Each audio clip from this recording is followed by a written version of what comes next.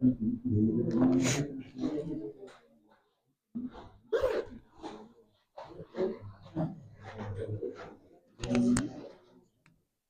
muy buenas tardes.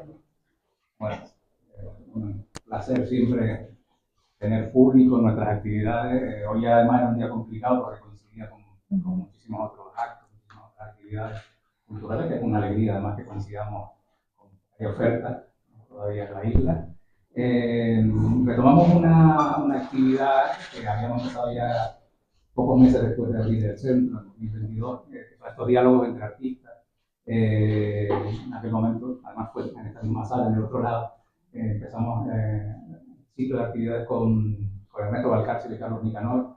Siempre este diálogo entre artistas pues nos interesa que haya una cuestión, un encuentro, o acaso desencuentro generacional, ¿no? Que haya ciertos paralelismos, pero también ciertas distancias entre los protagonistas de esos encuentros, ¿no? En el caso de hoy, pues yo diría que hay más proximidades, pero bueno, también es interesante que haya ciertas distancias, como siempre es aconsejable en el arte, ¿no? Que cada uno tenga sus personalidades.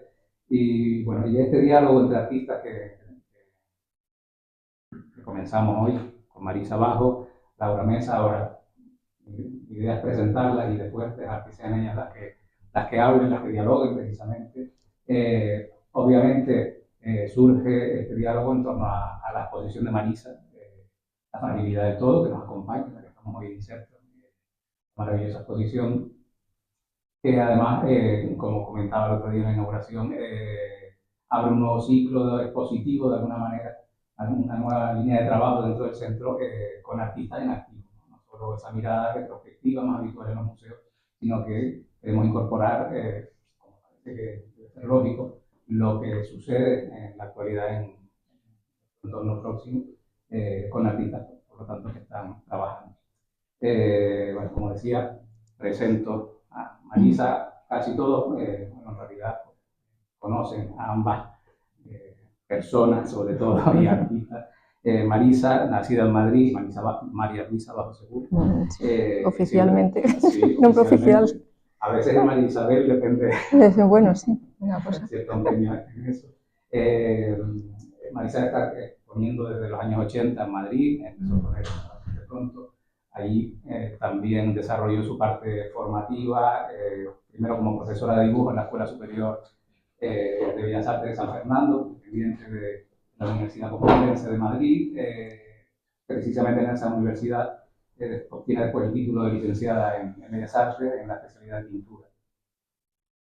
Poco después, ya desde los años 80, se aplica a Tenerife, accede a la Universidad de La Laguna, se doctora en la Facultad de Bellas Artes de la Universidad de La Laguna, donde ha sido directora del Departamento de Dibujo, de Diseño y Estética, codirectora del Aula Cultural Jorge Sala, de dibujo, y en la actualidad es catedrática de dibujo de esta especialidad en esta misma facultad. Y desde 2015 es académica de número de la Real Academia Canaria de Bellas Artes.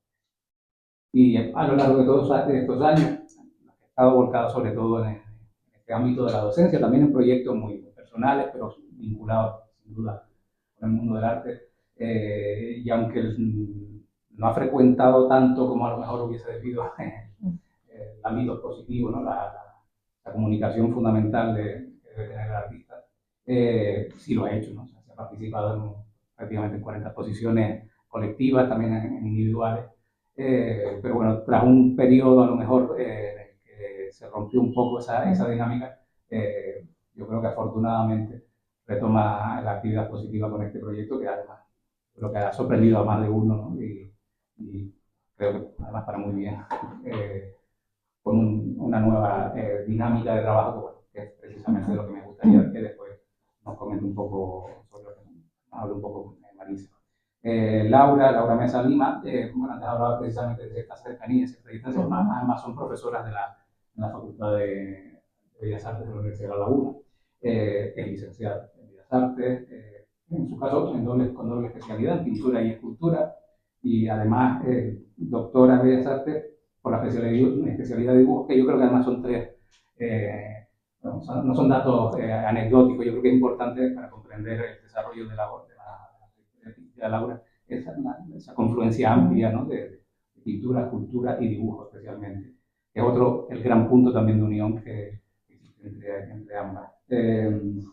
Además de eso, Laura también es graduada en filosofía, que también es otro elemento fundamental que se ha incorporado en 2018, creo que es la graduación.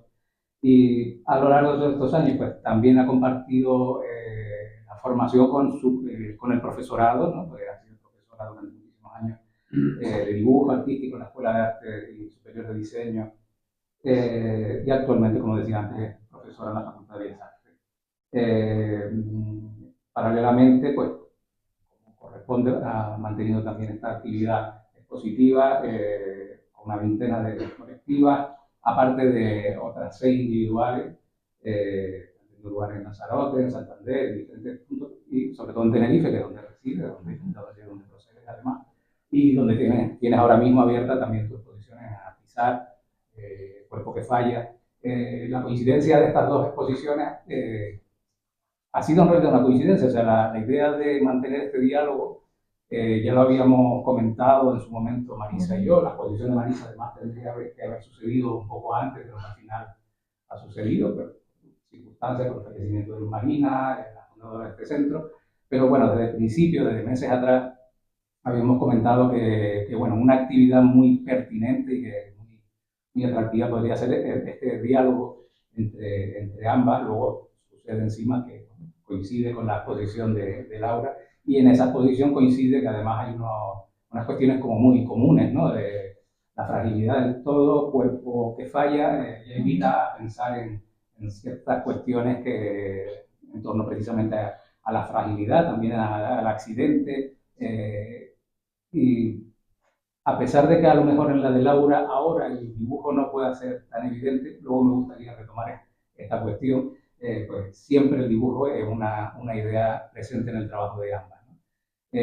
Bueno, a mí me gustaría simplemente empezar por Marisa, ¿no? Que nos comente un poco este proyecto, ¿no? Este cambio grande que se genera en su forma, en su lenguaje como artista, siempre dibujando, pero que ahora está internado por otros caminos, incluso que a veces son interesantes porque hasta cuestionan la propia idea de dibujo, ¿no? Pero no del todo, pero para alguna persona sí podría ser un poco sorprendente que hablemos de dibujo y no directamente de pintura, pero precisamente esa idea de disolución que se genera, yo creo que es especialmente interesante. Entonces, bueno, háblanos un poco de esto, de esta fragilidad del todo que nos propone. Bueno, en principio, buenas tardes a todos. Dar las gracias al museo, darte las gracias a ti, Eliseo, y cómo no, compartir con Laura este momento, porque aparte de Laura es aparte una gran artista, una gran mujer a la que admiro y aparte quiero, o sea, que también lo hago público, ¿no? Y bueno, pues no sé, yo es que todos los que estamos aquí, si yo diera ahora mismo una hoja de papel y diera un boli o un filo, pues ¿qué es la fragilidad para cada uno de nosotros? Yo creo que muchos coincidiríamos en muchas cosas, otros no, propondrían nuevas cosas. Y entonces yo creo que sería un tema de diálogo fantástico, es decir, en esa fragilidad donde nos encontramos. El cambio de esta tesitura, de esta exposición, pues el dibujo para mí siempre ha sido como importante. Fíjate que nombras que soy licenciada en pintura.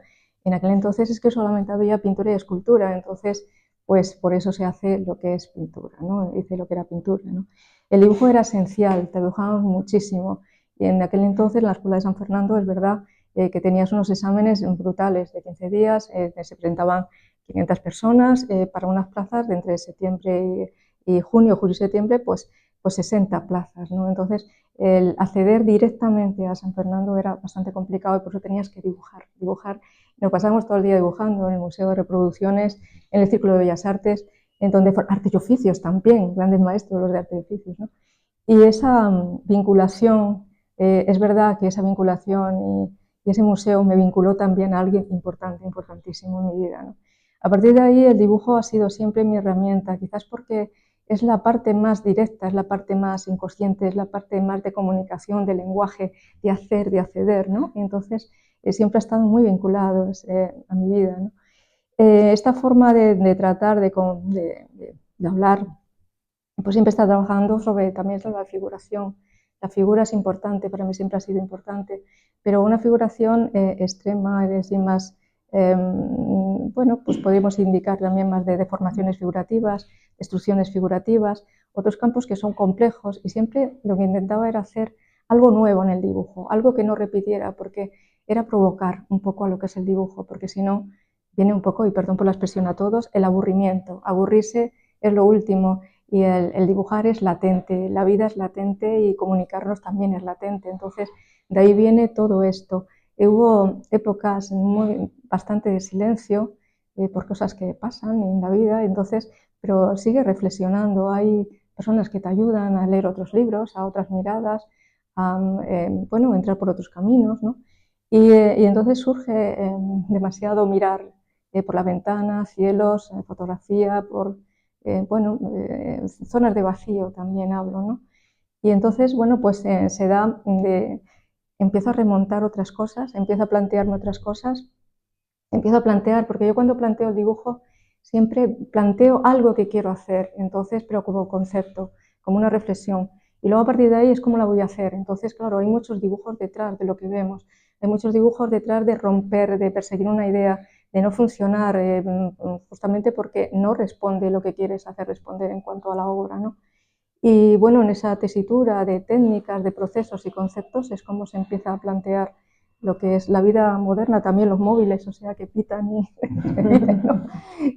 Pero bueno, la fragilidad para mí ya lo contaba el otro día, y la fragilidad de mi obra está recogida en la fragilidad de lo temporal, ¿no? Está recogida en esa, yo qué sé, en el tiempo, ay, que Asco se está acoplando, ¿no? Sí.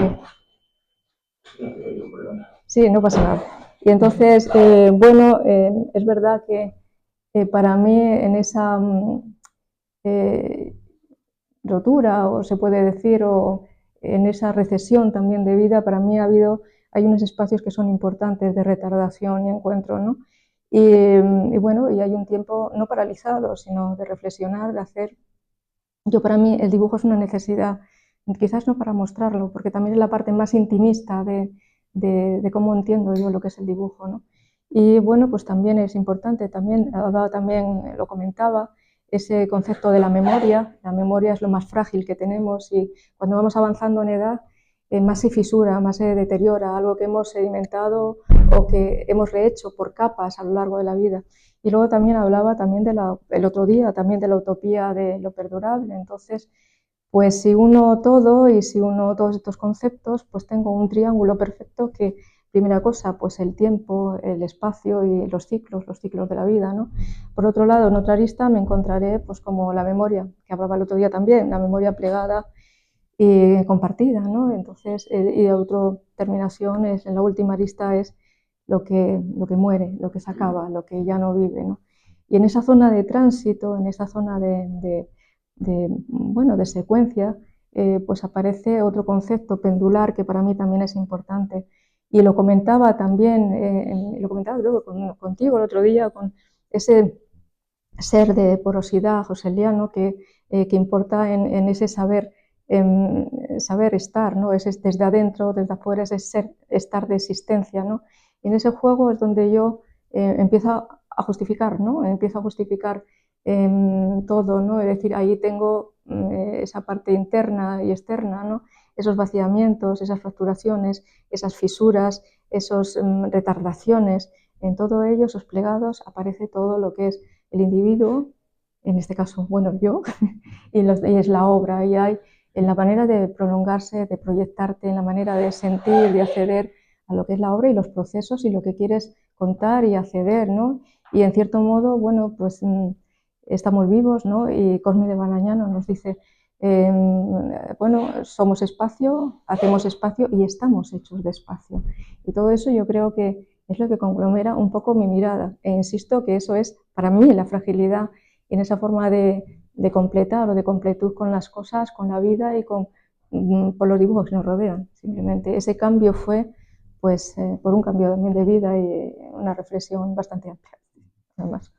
Leyendo el currículum de Laura en tu página web y leyendo los textos que han ido surgiendo hay muchísimas palabras, hay muchísimos conceptos, muchísimas ideas que resuenan, ¿no? En ambos casos, que, bueno, que yo creo que es interesante y que desde luego tienen que ver con la idea del dibujo, ¿no? De lo que supone el dibujo más allá de lo que podemos entender de una manera doméstica, ¿no? Sino el dibujo como proceso, como acción. Antes comentaba, bueno, me gustaría saber qué parte de dibujo hay en esta exposición que tienes ahora abierta. Y también me gustaría que esta idea de fragilidad es fundamental. La invitas a pensar en ello cuando hablas de ese cuerpo que falla, pero además es que cuando constatas que efectivamente falla, cuando el proceso, al final en realidad, pues eso lo constatas, lo compruebas, que yo creo que es importante. Yo creo que en realidad le ha dado una pieza interesantísima, ahora lo contarás, a la propia exposición. Yo creo que esos elementos comunes me gustaría también un poco que hablaras tú, ¿no? de esa visión que tienes.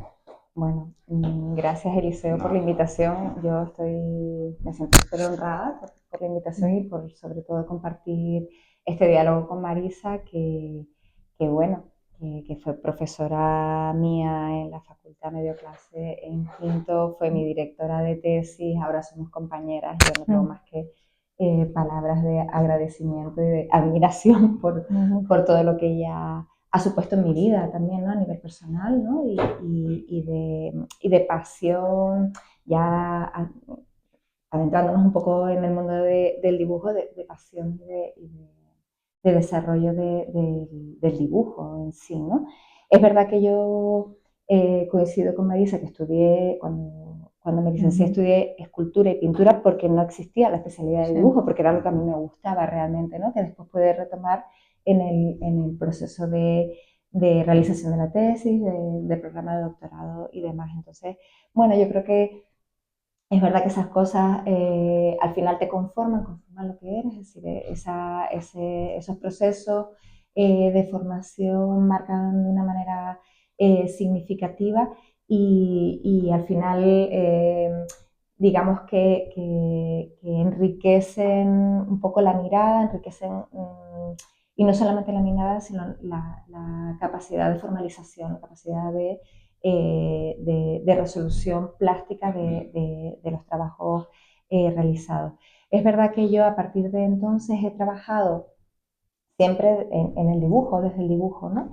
Un poco cuestionándolo, o más que cuestionándolo, tensionándolo. Y empecé, como todo el mundo, dibujando de la manera más académica, formal, con carboncillos sobre papel, grafitos sobre papel, y me apasionaba ese mundo porque coincido con Marisa, que comentabas ahora, digamos que entendí desde muy jovencita que el dibujo era el medio de expresión como más honesto. Esto lo entendí muy rápido porque es verdad que tienes margen de rectificación, pero es muy cortito, no es tan amplio como en la pintura o la escultura. El dibujo es como refleja de una manera mucho más directa, digamos, no solamente la mano del artista, sino la cabeza del artista, porque entiendo que también el dibujo es, digamos, la disciplina más intelectual o más intelectualizada de las disciplinas clásicas, que eso también es otra cosa que entiendo que, por otro lado, es totalmente cuestionable en 2024, en el que estamos hoy. Es decir, también estamos en un momento en el que las derivas del arte contemporáneo pues ponen en jaque y bueno, yo creo que ya están dinamitadas, por supuesto, esa división tan férrea o tan delimitada de esto es escultura, esto es pintura, esto es dibujo, ¿no? En ese sentido me parece que vivimos en un momento como muy rico, en el que todas nosotras, ¿no? Todas las personas que nos dedicamos al arte, que nos dedicamos a la creación, tenemos o sentimos una libertad total para romper o cuestionar determinados aspectos tradicionales de estas disciplinas. En ese sentido, yo he desarrollado mi trayectoria tratando, digo, de jugar con el propio lenguaje del dibujo, con la propia gramática del dibujo. Es verdad que yo entiendo que esa formación que decíamos antes también desde la escultura me llevó en un momento dado a romper con la bidimensionalidad del dibujo, a romper con las dos dimensiones para, en pos de esa honestidad también, tratar de quitar mi mano, ¿no? El filtro que podía suponer yo como dibujante para presentar el propio objeto de dibujo, sin esa mirada mía, ¿no? que podía, quitando, digamos, toda la subjetividad que podía. Y me llevé en ese camino un poco el dibujo a las tres dimensiones, solidificando tintas chinas, solidificando el grafito también, ¿no? como elementos de dibujo esenciales y claves también, ¿no? Históricamente, ¿no? La tinta como el elemento básico del dibujo en cuanto a la mancha y el grafito en cuanto a la línea, ¿no? al elemento gráfico. Sí es cierto que ahora yo siento que estoy como en otro punto, no estoy desligada del todo del dibujo y de alguna manera se puede ver en la exposición Cuerpo que falla, ¿no? Hay un par de piezas que sí que todavía están como muy unidas al dibujo y que también por otro lado me han permitido dar un paso más allá, ¿no? Desde el punto de vista de la fragilidad, ¿no? Que es un poco otro elemento que tenemos en común, aunque formalmente es muy distinto, ¿no? El resultado de las obras. Es verdad que Marisa planteaba, ¿no? la fragilidad del todo, en tanto hay como un par de conceptos, ¿no? que es repetido, como el concepto de lo temporal, del tiempo, del espacio, a los que me parecen como súper interesantes, como muy relevantes, porque al fin y al cabo yo creo que son las claves de la habitabilidad, ¿no? las claves de la vida, ¿no? Nosotros en ese sentido yo sí que pongo o trato de poner sobre la mesa en mi trabajo, en mi última exposición, que es un poco la presencia del cuerpo, ¿no? la reivindicación de la fragilidad de los cuerpos, un poco pivotando en tres aspectos básicos. Por un lado, entendida desde la materia, desde la propia materia, esa materia un poco que también comentabas, ¿no? Que se degrada, los cuerpos envejecemos, vamos teniendo una evolución que no es ni buena ni mala, es la que es, no es algo contra lo que podamos luchar, es algo que al contrario yo reivindico como una potencialidad, un acto en potencia de alguna otra cosa que tenemos que poner en valor, ¿no?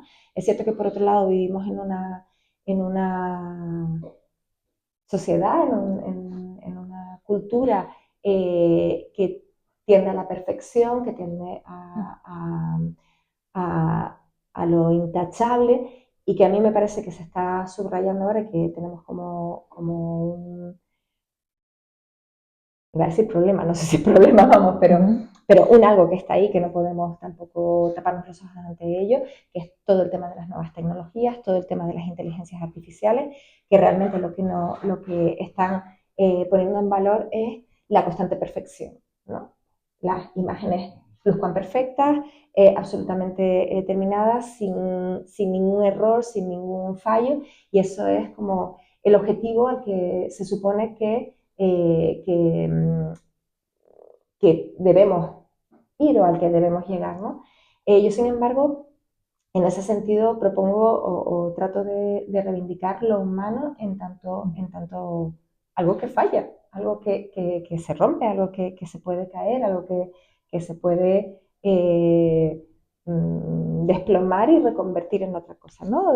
Nos caemos y nos levantamos y a lo mejor nos duele aquí o allá, ¿no? O somos otra cosa, pero todo eso es un poco lo que nos conforma. Entonces, para mí, la materialidad, es decir, la formalización a través de los materiales de las obras es muy importante, a la vez que reivindico el hacer. O sea, cada vez estoy más no solamente en mi labor o en mi trabajo como artista, sino también en la docencia. Estoy como muy pesada últimamente, mis propios estudiantes estarán de mí hasta aquí porque es como mi frase estrella de este año es piensa haciendo. Tenemos que reivindicar un poco, que entender que el hacer es una manera de reflexionar, es una manera de pensar, y que desde el arte, lo que comentabas tú también, Marisa, ahora, ¿no? Todas estas reflexiones se formalizan a través de estas obras, es decir, es nuestra manera de pensar, es nuestra manera de comunicar al mundo aquello que cuestionamos, aquello que nos preguntamos, y también para trasladar estas cuestiones y estas reflexiones, ¿no? Entonces, en ese sentido, pues es verdad que tenemos como un montón de puntos en común, aunque formalmente nuestras exposiciones y las piezas en sí sean como muy distintas también por otro lado, ¿no? No sé.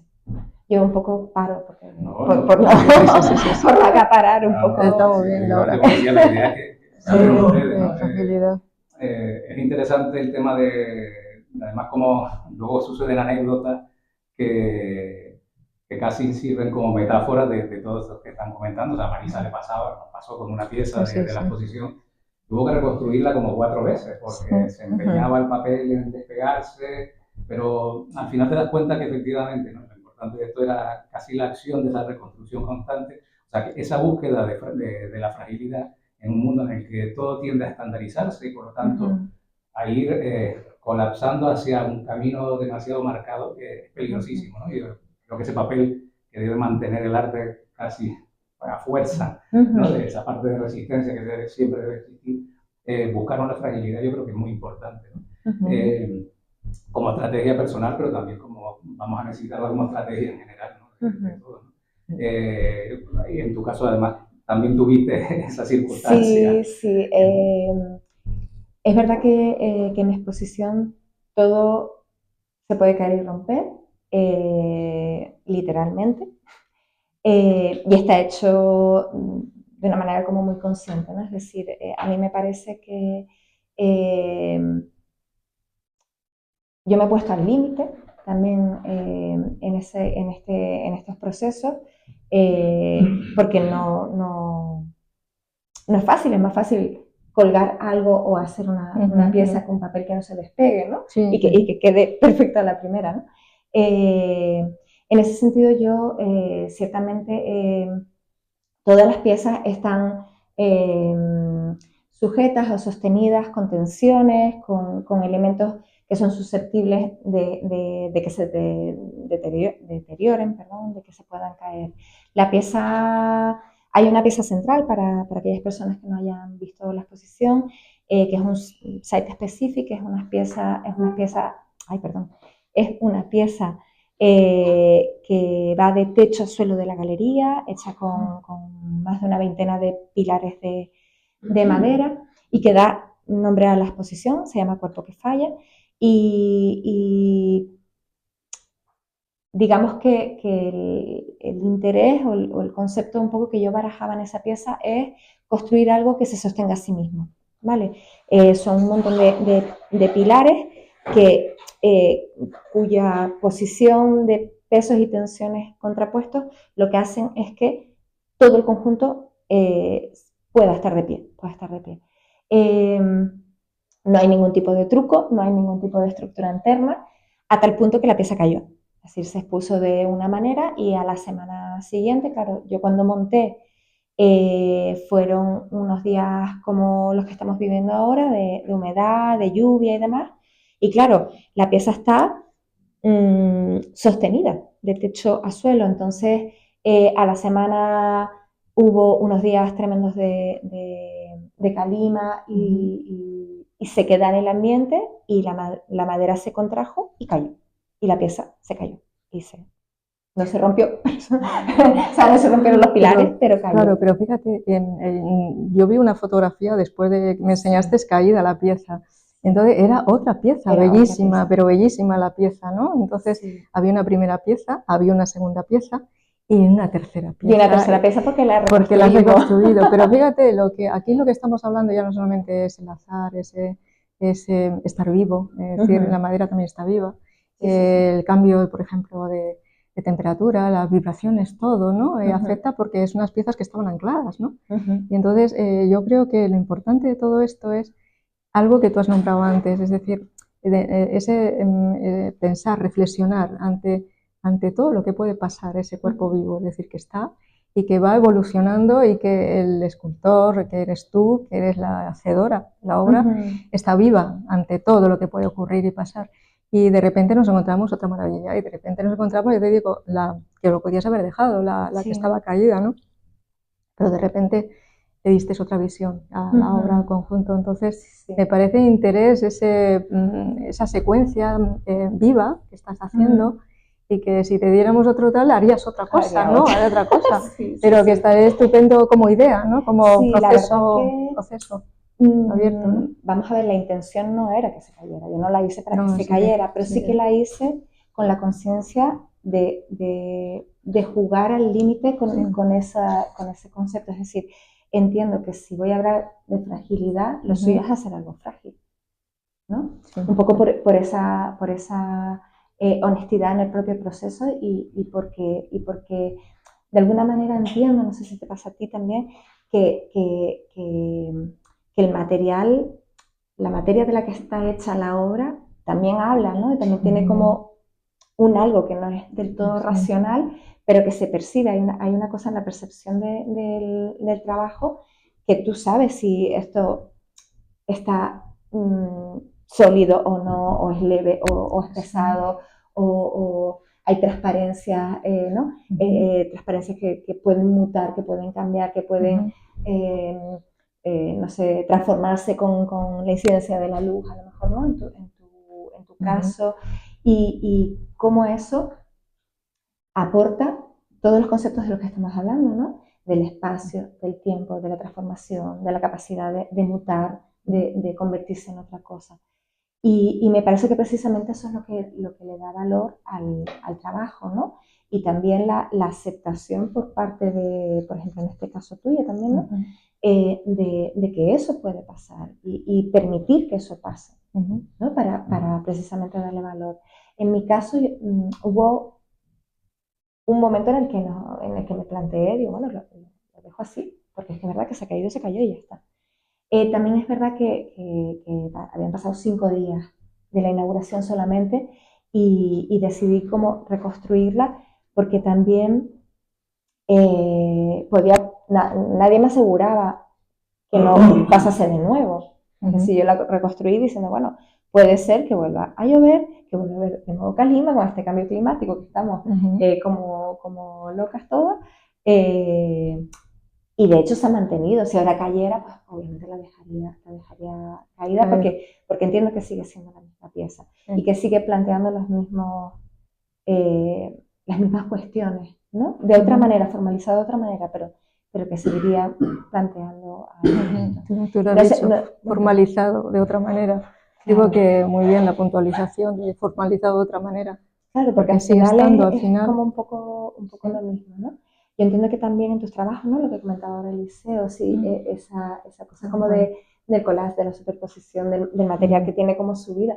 También eso, para mí, de manera personal, es como lo duro, pero también lo apasionante de la creación, ¿no? Sí, construir algo. ¿Vives tú?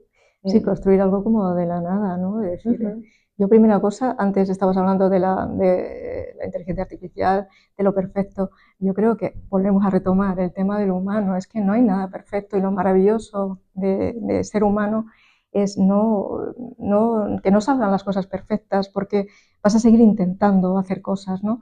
Si saliera todo perfecto, si todos juntos éramos perfectos, es que qué aburrimiento, ¿no? Es decir, es que sería horrible vivir con alguien perfecto. Entonces, lo que no es, creo que otorga errores, búsquedas, curiosidad, es decir, esa especie de enlace que vas haciendo cosas, ¿no? Así la creación, evidentemente, es un campo extraordinariamente maravilloso, porque te vas midiendo. Hay cosas que son válidas, otras que no, pero que tan necesarias para uno, ¿no? Es decir, esa proyección, ¿no? Así que sí, Laura, tenemos muchos acercamientos en la forma de diferencias, ¿no? Sí, a mí también me interesa, por ejemplo, de tu trabajo y que creo que, por ejemplo, también hay un punto como de unión y que tú planteas además en el título de la exposición, que es la fragilidad del todo, ¿no? Un poco como relaciones, y quería preguntarte también, ¿no? Un poco esa relación entre la conformación de un discurso, ¿no? Del que estamos rodeadas, con todos los maravillosos dibujos, maravillosísimos, pero que en el que juega a la unidad y a la fragmentación un poco, ¿no? Sí. Cómo se construyen, no sé, estoy viendo por ejemplo los que están ahí colgados, ¿no? Que además los enmarcas juntos, pero que son un conjunto como de unidades, que yo creo que de alguna manera, digamos, potencias como esa, no sé si cosa de la fragilidad, pero sí de, de la conciencia de que el todo, de que el conjunto se conforma a partir de muchas pequeñas cosas, ¿no? Y cómo se relacionan entre ellas, no sé si... Bueno, tú fuiste creo la primera persona que yo enseñé en un momentito determinado aquella obra. Y aquella obra surge, la pequeña obra, es como, yo creo que todas las obras son recorridos, itinerancias, recorridos para lo que hablaba también el otro día, para quedarse, para permanecer, para rastrear con la retina, con la mirada, con ese ojo, es decir, encontrar cosas, no solamente al que hace, sino al que lee la obra, al que es el espectador, ¿no? Y en esas narrativas de itinerancia, era un poco, recórreme lo que yo veo, lo que yo he hecho, pero no tengas prisa, es decir, reflexiona, porque una de las cosas que todos estábamos hablando antes es el pensamiento del dibujo también, ¿no? Es decir, ese pensamiento que yo no solamente creo que sea visual, siempre se dice, es un pensamiento visual que... Pues yo no creo que es un pensamiento visual y también táctil, y evidentemente es un pensamiento que se acciona de una manera u otra, ¿no? Y entonces todo ese recorrido, pues es un recorrido que va, bueno, pues narrando cosas, ¿no? Y que luego va a un juego de metamorfosis, ¿no? Que es lo que estamos viendo en estas tres obras, ¿no? Hasta que se va perdiendo todo, ¿no? Que es esa especie de boscaje o esa especie de idea que uno empieza a fluir, es decir, volvemos a deformar, volvemos a transitar, volvemos a que no hay nada, es decir, vamos a pararnos. Y en esa secuencia, igual que la otra secuencia de narrativas plegadas, las pequeñitas que están en la vitrina, que es un poco que el que cierra el ciclo, ¿no? Que cierra el ciclo, es también un poco, hay como una especie de una nube vaciada, ¿no? Es decir, ya no hay sonido, donde había mucho sonido, hay un silencio pleno, déjame respirar, déjame descansar, déjame reflexionar y que yo estoy ahí también, ¿no? Entonces, es lo que es el sentido de lo grande y lo pequeño, es verdad, hay un discurso también, un juego de formatos. Yo juego con el alumnado mucho con juego de formatos, con proyectos, pero siempre hablo de la reflexión. Ojo, reflexionamos qué vamos a hacer y a partir de ahí empecemos a trabajar, a transitar, ¿no? Y todo esto pues es juego de formatos, el juego de qué voy a hacer, en qué técnica voy a hacer, y lo grande y lo pequeño. Esto está en aquellos paisajes tan chiquititos, en ese recorrido pequeño, el concepto de la recursividad que yo hablaba el otro día, ¿no? Y bueno, es un poquito esas relaciones, ese entablar una relación. Es verdad que aquí faltan muchos dibujos porque se han retirado y que jugamos a la limpieza, ¿no? Es decir, a un silencio, a una limpieza y hubo que retirar obra porque había uno paralelo a este, ¿verdad? Que hablaban muy bien, dialogaban muy bien estos dibujos, ¿no? Y estaban hechos con papel de plata también, entonces, pero hubo que retirarlo porque al final nos quedamos con ese hilo de plata y se silencia y es mejor silenciarse. Entonces, ese acallamiento también está en la obra, esa zona de silencio clara, el que tú abandonas y el dibujo se va callando también completamente, ¿no? Siempre he dicho que el dibujo sonido es como las palabras, susurrantes o no susurrantes, es lo mismo, más alto, más bajo. Los ritmos, evidentemente, son ritmos, compensaciones formales, es lo que no funciona y deja de funcionar y dices, esto se acabó, se rompe mucho, tú lo sabes, es decir, son procesos que dices, y vuelvo, y vuelvo, y vuelvo, no, entonces, bueno, pues ahí es siempre el juego, el mismo juego que el tuyo, un juego delicioso, maravilloso, en donde, bueno, te encuentras muy bien cuando te enfadas, te cabreas, no sale, pero sigues estando, y cuando no tienes que decir nada, pues no dibujas, es decir, se acabó, pasa el tiempo y cuando dibujas es como esa necesidad de volcarte de proyectarte, de sentir algo, estar vivo, muy vivo, porque estamos utilizando un lenguaje y una gramática propia, una gramática diferente en cada dibujo. Estás buscando cosas nuevas, estás buscando que pueda parecer todo igual. Son otras acciones, otros procesos, otras formas de recurrencia, ¿no?, en lo que es la obra. Y bueno, pero eso, de eso sabes tú mucho, así que no digo. Bueno, me resulta interesante esto que dices, que el lenguaje es sonido. Sí, es sonido. Los dibujos todos son sonidos, es decir, son sonidos visuales. Es decir, cuando entablas relaciones, un dibujo puede morirse por un silencio completo, quiero decir, de bajos tonos, ruidos. Cuando hablo en ruidos, hablo de esos ruidos que aparecen, esos elementos gráficos pequeñitos, grandes, medianos, esa línea que bifurca, esa línea que lee y te interrumpe y de repente el ojo sigue, aunque no existe, ¿no? Y luego de repente vuelves a encontrarla. Es ruido, es decir, esas formas de acción, es incluso en muchos de los dibujos es incisión, porque estamos hablando que es táctil también. El dibujo también recoge esas incisiones potenciales que tú vas haciendo, ¿no? Y es sonido, tiene una sonoridad impresionante los dibujos. Si te quedas corto, hay ese gris óptico, que sí que te da entrada a muchas cosas, pero el dibujo es apalabrarlo, reivindicar, es plantear, y luego, eso sí, te vas acallando. Cuando ya no quieres zonas de silencio, ojo, no, aquí quedó demasiado labiado, demasiado contado. Empieza a quitar, empieza a eliminar, empiezas a borrar y borrarte también.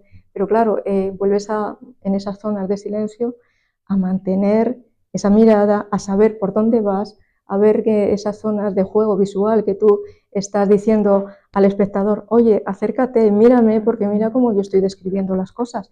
Yo te lo estoy contando, pero para que te acerques, que te asomes, porque no es lo grande, los dibujos grandes los vemos siempre desde lejos, es decir, los contemplamos, la obra grande siempre se ve desde lejos, pero luego la obra pequeña, o si queremos saber cómo ha ido, porque hay una cosa muy sencilla, cuando dibujamos son sedimentaciones y capas, es como cuando escribimos, y entonces sabemos muy bien cómo ha narrado esa forma de dibujar, lo que va encima, lo que debajo, esa zona ambigua, esas zonas que se superponen o se solapan o insisto, se silencian, ¿no? Entonces esa forma de diálogo es preciso, impreciso, es volcarte, es bueno, buscar a veces esos gritos en la obra, ¿no? Y a veces insisto silencio, pero es verdad que todo tiene sonido. Si no existiera ese sonido, el dibujo todo moría. Entonces hay que darle vida a las cosas como uno mismo. Es decir, esa proyección es lo que hablamos, ¿no? Es me parece muy bonita la metáfora, ¿no? O sea, esa relación con el sonido. O sea, por un lado, me parece que también generas tú, ¿no? Como un ritmo que también comentabas antes, ¿no? Un poco nos vas marcando a las personas que ven tu trabajo, ¿no? Como una especie de juego, ¿no? De coreografía casi, ¿no? Para ver las obras, acercar, alejar, ¿no? Todo esto que estabas hablando ahora. Pero se me ocurre una pregunta, así, a lo mejor un poco personal, no lo sé. Si no, tú me dices. Estamos aquí en un confesionario público, me parece a mí hoy. Porque a mí me interesa cuando tengo la suerte de hablar con artistas, ¿no? De preguntarles por pequeñas cosas que pueden ser triviales o no lo sé, pero que ahora me venía a la mente mientras te escuchaba hablar del sonido, y es si tú dibujas en silencio, porque claro, me hablabas de estos sonidos y yo estaba casi que escuchando el hacer, ¿no? Sí, como el grafito, ruido, ¿no? Sí. Decías incidir, y todo eso también tiene una sonoridad, y hay artistas que trabajan en silencio, otras personas que necesitan, no sé, escuchar música o escuchar algo, no sé. No sé, a ver, yo necesito silencio completo porque me tengo que concentrar mucho, entonces, porque cuando dibujas controlas todo, controlas un espacio, controlas la forma, controlas los elementos, es decir, cómo, bueno, en ese interludio, ¿no? Cómo se compensan unos a otros, ¿no? Y con ello tienes que estar, y luego cómo marcas tu forma de grafía, ¿no? Cómo describes, ¿no? Cómo cuentas. Y entonces tienes que estar como muy en todo, no es el espacio todo. Entonces siempre trabajo en silencio, con excepción de una época que, bueno, me conocen a veces, ¡ay! La de los músicos, porque es verdad que le dedico cada cierto tiempo a, pues, de diferente manera. unos con más textura, otros con un juego de planos, pues al mundo de la música, que a mí me apasiona, ¿no? Entonces lo que hago es que, bueno, los últimos era un grupo de jazz y de orquesta, entonces pues sí, que oye, porque a mí me gusta mucho también el jazz, ¿no? Entonces, pero de orquesta, entonces, pues es verdad que ahí sí que, entonces, creo que éramos felices todos, hasta el director de orquesta, bueno, que dirigía también una orquesta, ¿no? Pero en principio suelo trabajar en silencio, mis alumnos que están por aquí trabajan, hay de todo en la clase, se ponen donde quieren ellos, ¿no? Como bien sabes, igual que la tuya. Y entonces, pero bueno, unos hablan, se les tiene que decir por favor en bajito, digo, no sé cómo pueden dibujar, pero bueno, otros hablan en silencio porque otros sí se buscan sus rincones ahí a trabajar, pero nada, ahí los tienes dibujando, entonces que cada cual es diferente, pues estamos vivos ante la vida y bienvenido sea todo el mundo, si todo el mundo completa su trabajo, es feliz haciendo y planteando pues los proyectos que nosotros les damos en la facultad para que ejecuten sus trabajos y esas formas de elocuencia que tienen cada uno de ellos, pues bendito sea. Yo, a ver, esa convivencia con la vida me parece fantástica, ¿no? Claro. Entonces, pero sí, en silencio. Sí, En silencio. Sí. Vamos, es algo como que, no sé, no te imaginas de otra manera, vamos, dibujando. Bueno, no sé, ahora te preguntaría a ti también, o lo hago en inversa, le pregunto a Laura, ¿y tú? ¿Trabajas en silencio con música? Depende, porque claro, es verdad que ahora estoy como en otros procesos creativos. Hasta la producción de esta exposición, es verdad que yo también tenía una relación como muy directa en mis procesos con la repetición, ¿no? Es decir, he hecho mucho de mi trabajo, tiene que ver con la repetición en relación, bueno,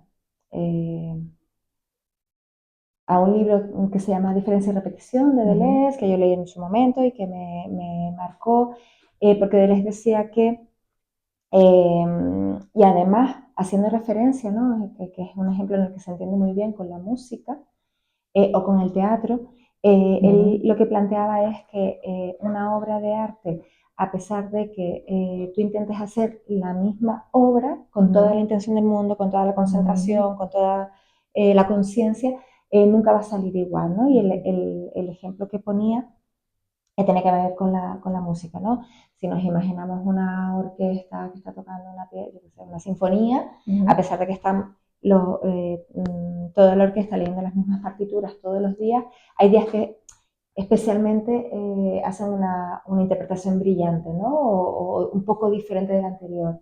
Y Deleuze lo que planteaba es que en esas diferencias, en esos errores no intencionados, esos errores son precisamente los que nos permiten llegar a la esencia, a comprender la obra, ¿no? A lo que es la obra, ¿no?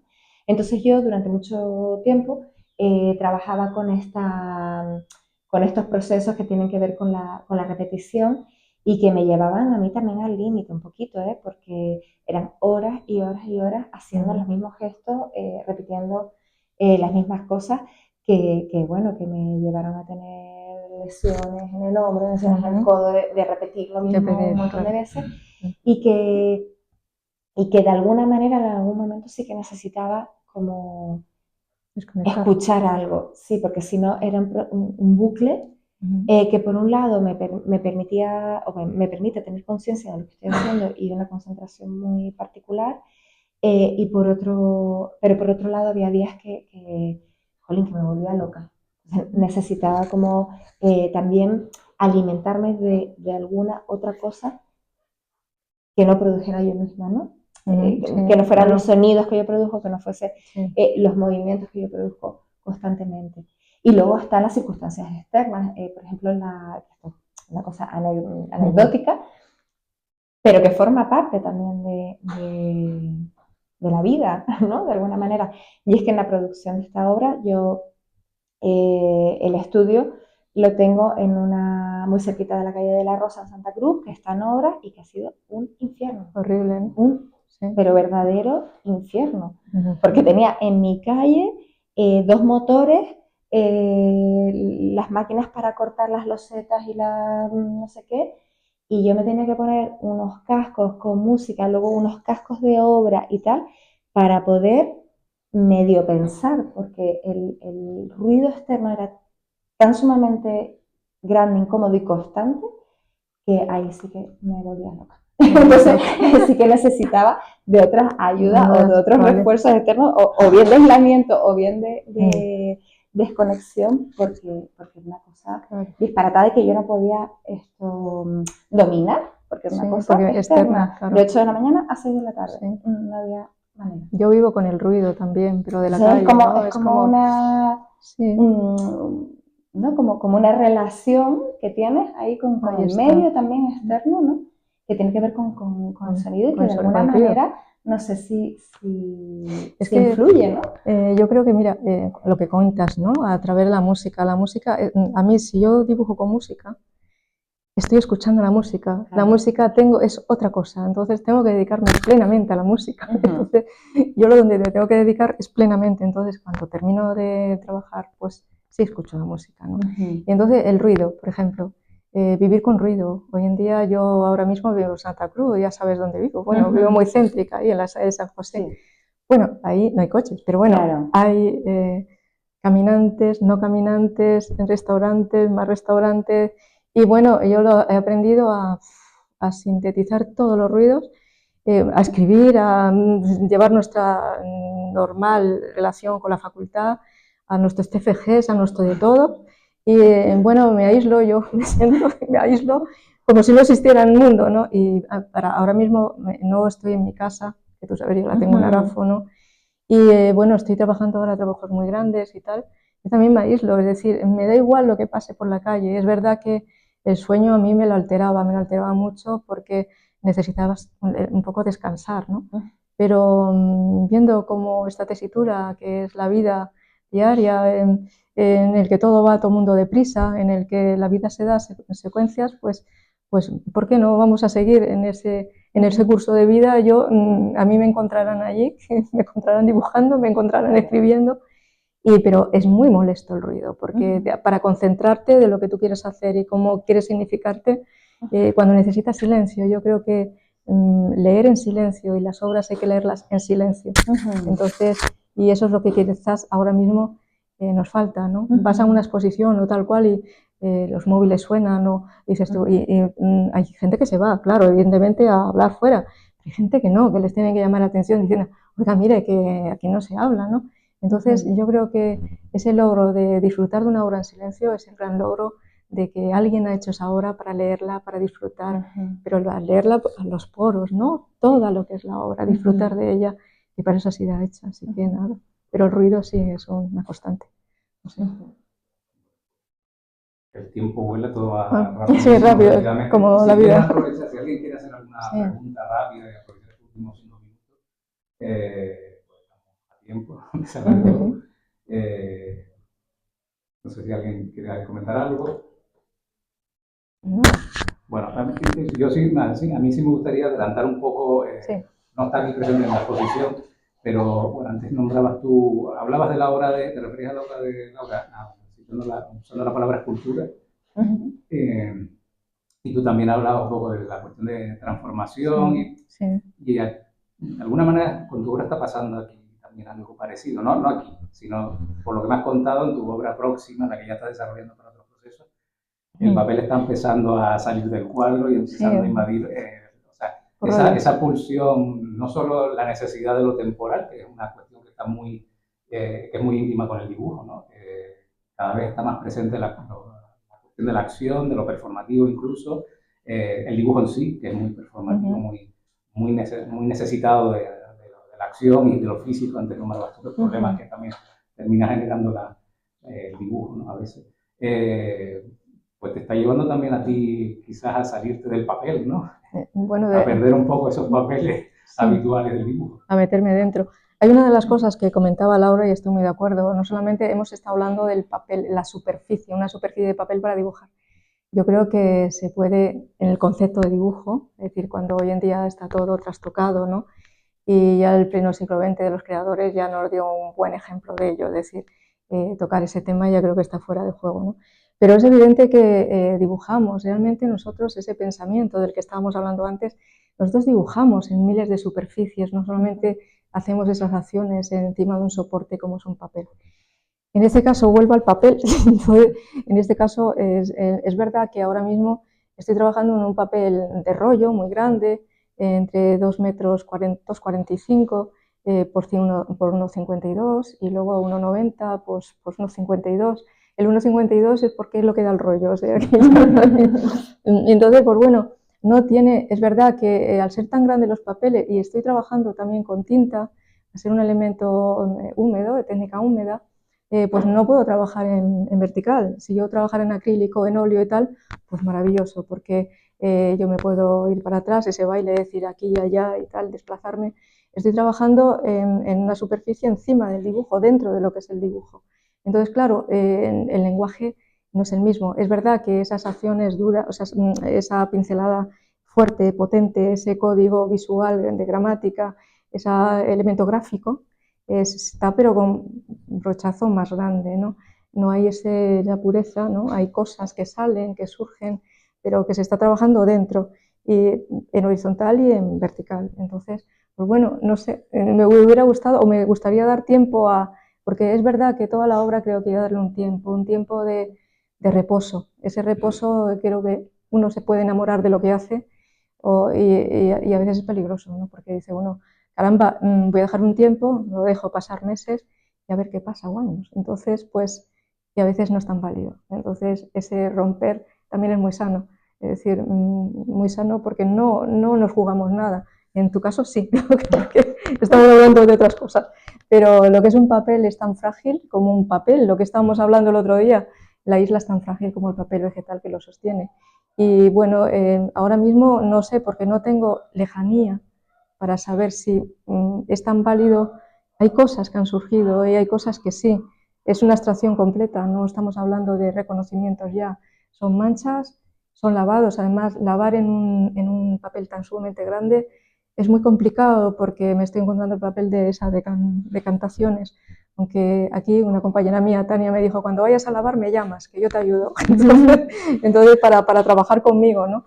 Entonces, pero claro, yo trabajo pues cuando pillo, es decir, puedo trabajar a la 1 de la noche o puedo trabajar a otras horas, ¿no? Entonces, pero, y en ese borrar, que es lo que estamos hablando, no solamente dejar lo que tú transcribes, lo que cuentas, sino vas eliminando cosas porque te interesa esa eliminación, bueno, pues ese plegamiento que estamos haciendo, esos vaciamientos, pues ahí están. Entonces, es lo que estoy haciendo ahora mismo, que bueno, pues veremos a ver qué pasa. El tiempo lo dirá. El tiempo lo dirá, el tiempo lo Sí, dirá. y Sí, sí, además, sí, bueno, sí. precisamente Sí. hablábamos de la importancia del fallo, ¿no? Dentro del Sí, proceso. fallo.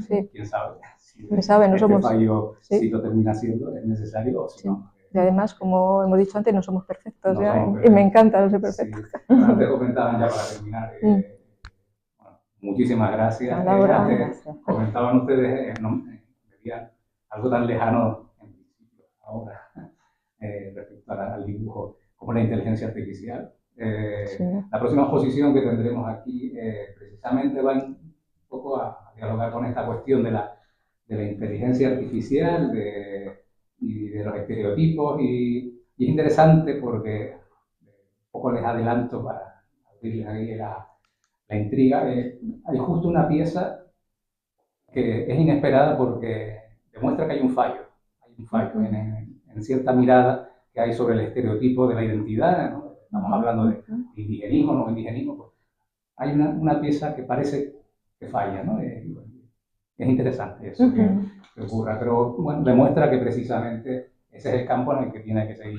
trabajando el arte, ¿no? Como decía antes, romper esa inercia absolutamente estéril de una perfección que además es mentira, ¿no? Que trabaja tanto además sobre el cuestionamiento de la realidad. Pues bueno, yo creo que hay que seguir en esa batalla. Muchísimas gracias por seguir en esa batalla, por compartirlo con nosotros y bueno, y muchísimas gracias por supuesto a todos ustedes por habernos acompañado y esperamos repetir estos diálogos con más frecuencia y por supuesto contar tanto con Laura como con Marisa en nuestras actividades. Ahí fuera verán, hay una tapa de una caja que se ha abierto y pone en grande como una declaración de intenciones, Museo Vivo. Bueno, pues esta es la idea. Tenemos que compartir continuamente esta idea del diálogo, de la intervención de quienes en realidad protagonizan un museo que son los artistas y sus obras, ¿no? Y por supuesto el público, que es quien tiene que accionar todo esto. Así que bueno, muchísimas gracias, insisto, y espero verles pronto.